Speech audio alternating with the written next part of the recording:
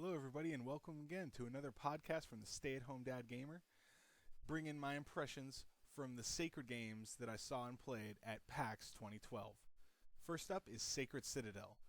It's a side scrolling brawler akin to Final Fight, that style of game, and the graphics they looked like stylized 3D graphics. It kind of reminded me of a cross between Arcadian Warriors, if anyone played that early on Xbox Live Arcade, and Shank, kind of somewhere in between there.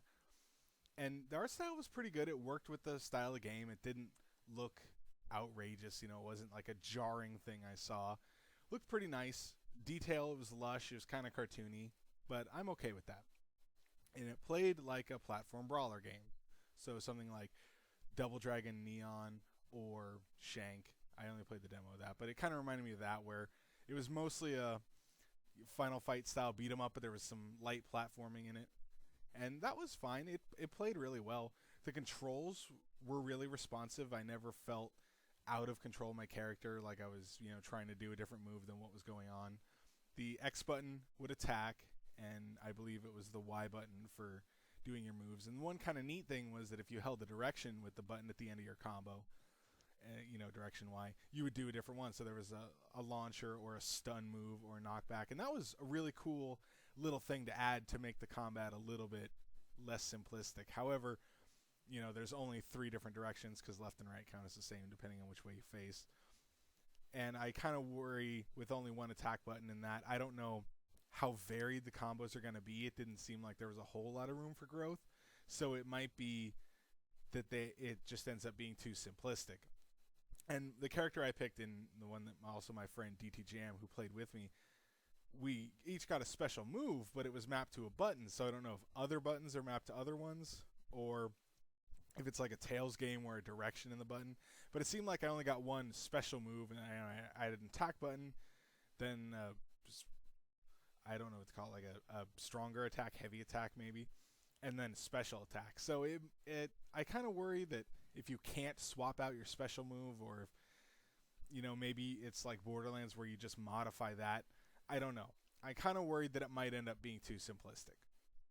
And I tried the game in co-op with my buddy, as I mentioned, and it worked really well. It has a co-op/competitive multiplayer going on, where you help your friend get through the level and fight all the bosses, but at the end it tallies you based off number of kills and how many times you were hit and the money you gathered. So at the end of the level, it's kind of like, oh, who did better? And I'm not really a big fan of that. I'll let it go. It's not a deal breaker, but I'm not a super competitive person. So as long as I played with my friends, had fun, we beat the level, and got any bonuses or trophies, achievements, any of that stuff that we wanted by the end of it, I'm happy. I don't need to know if I scored 300 more points than the other person. Sometimes it's fun to look at that kind of stuff, but usually I don't really care. The only other pratfall besides the combat, and if it ends up being simplistic, that I could see is the price. They didn't say a price. They didn't have a release date. It feels like it's one of those games that a couple years ago would have been 800 points, but the trend for the past year or so is to release those. They kind of jack up the price a little bit, so those are like the 1,200 Microsoft points, $15, and I believe this is only coming out on Microsoft Xbox Live Arcade. I don't think there's PSN. And I worry that this will be a $15 game when I think it should be a $10. Not as though the quality's not there, but I think most of the arcade games really should go back to being the $10 because it makes it more accessible. And this, I don't know if the Sacred name has a whole lot of recognition outside of a core fan base. Some of my nerdy friends and I, because we love Sacred too. I never got to play the first one because I don't really play a lot of PC games, but the second one on 360 was actually really fun. A lot of good value. So I really hope that this one will also be fun. And I'm really hoping that they go for the $10 price point because I think it'll actually sell better. Overall, it was pretty fun. Is it a worthy successor to the Sacred title, or should it be in there? I don't know. My friend didn't really like it. I thought it was pretty fun. Time will see how it shapes up. See how long it is, how many classes you can play. Because I believe he said there were 3 classes and then a 4th one they haven't revealed. So I'm kind of hoping that there's actually good level design or a lot of levels to go through, because 4 classes, I'm not sure how differently they'll play, but if the price is too high, that'll hurt. And I don't know. I'm hoping that the combat ends up better and that it comes at a good price, because I would easily pick this up. It was pretty fun. Kind of reminds me of Castle Crashers. It's one of those games pick up and play with your friends and have fun. And next up for the Sacred games I saw at PAX would be Sacred 3. I was definitely excited to see this because I really like Sacred 2, as I said earlier. And watching this game, it was only a live demo. They didn't have any, you couldn't play it and you couldn't take video or photos or anything like that. Not like I take a lot of photos. But it looked really fun. They had 2 people going through. It was like a co-op session. And it was kind of cool because they actually had, it seemed like, plot with the character. So the one guy, he comes from a tribe that worships the sun, so his moves were all sun-based. It was kind of a cool little extra thought put into the character to really kind of bring them together. So it just seems like, oh, he has these kind of moves. It actually gave a reason for that and like a theme, and I thought that was really cool.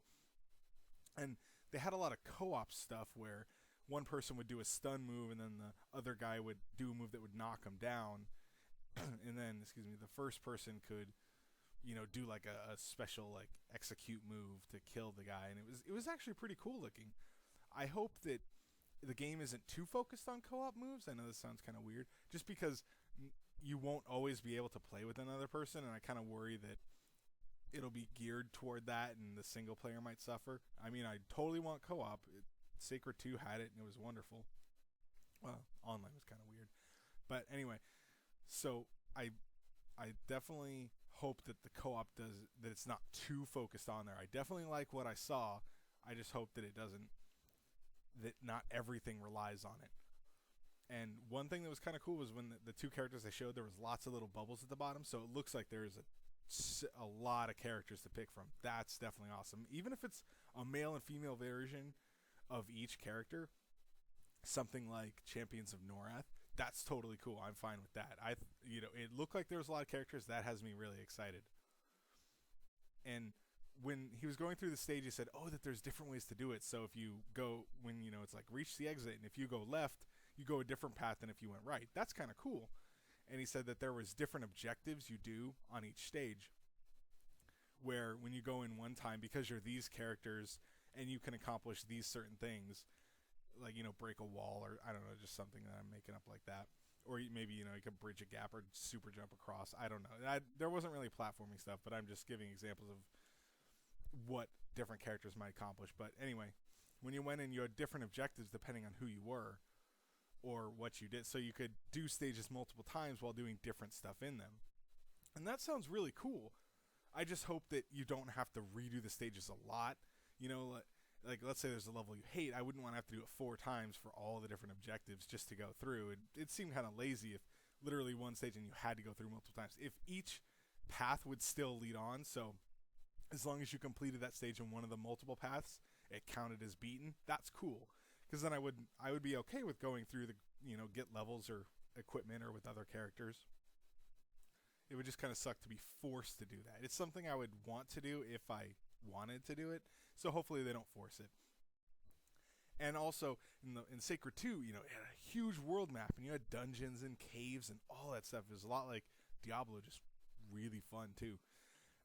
And with how when they showed, he teleported into the level and ran through it, and it seems more focused on little levels, so I'm kind of hoping that it still has the world map. And I'm not sure if it will have a world map and then you just go to these different ones, or if it's more like you select your level from a list. We'll see how that goes.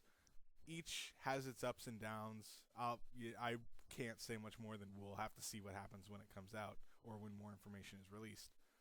And the last thing I want to touch on is customization for characters. Last time, there was tons of it. I loved it. You picked your skills. You could pick how to power them up. And there was a lot of customization. And I hope that stays for Sacred 3. Easily one of my favorite things from Sacred 2. And I just hope it's there. They didn't show any level ups or anything like that, so I have no idea if you can pick skills or how you power them up, if there's that kind of customization. So we hope so. But it actually looked really cool, and I was kind of sad that they didn't have it playable. And I'm definitely looking forward to this.